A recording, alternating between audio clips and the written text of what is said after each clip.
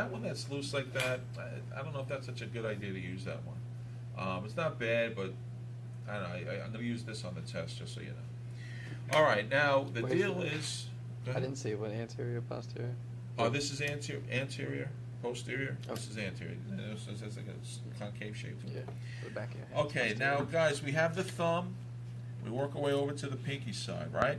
The thumb is number one, and in the anatomically correct position, the thumb is lateral, right, it's sticking out lateral.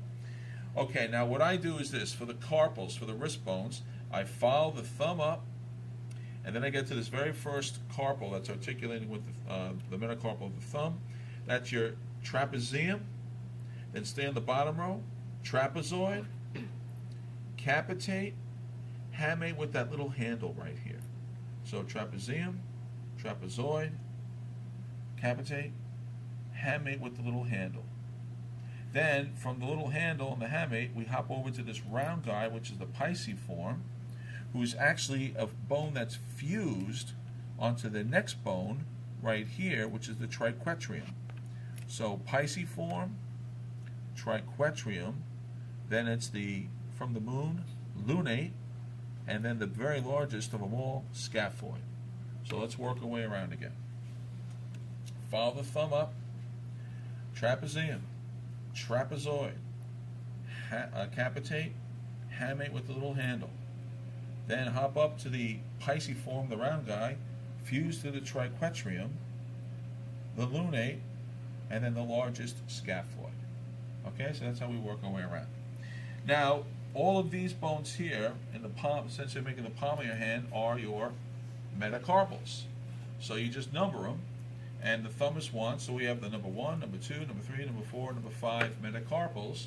But for each metacarpal, we have a base shaft head. So its base is distal, head is, I'm sorry, the other way around. Base is proximal, head is distal. So it's base, shaft, head, base, shaft, head, base, shaft, head, base, shaft, head, base, shaft, head. Now notice the heads are all where the metacarpals join up to the phalanges. Where in your hand do you find that? Right here. It's the knuckles. Right where you find the head of the metacarpals. Knucklehead? That's where it comes from. Knucklehead. There you go. All right. All right. So then we have our phalanges. Now it turns out the phalanges are all 3 bones except for the thumb, which is only 2. So on the thumb side, which we have 2, it's just the proximal and distal phalange, but it's the number 1. So number 1 proximal phalange, number 1 distal phalange. Then for the rest, it's number 2 proximal phalange, number 2 intermediate phalange, number 2 distal phalange.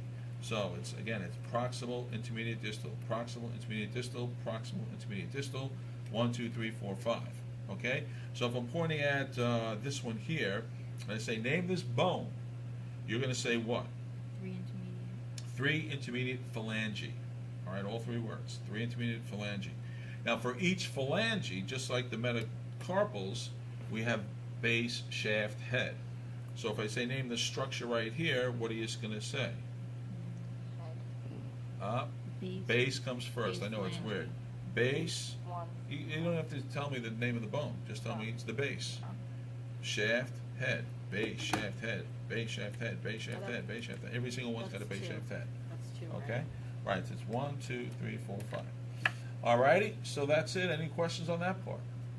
That's pretty easy, right? So to speak. Once you know the carpals, everything else is actually pretty easy. All right. Next.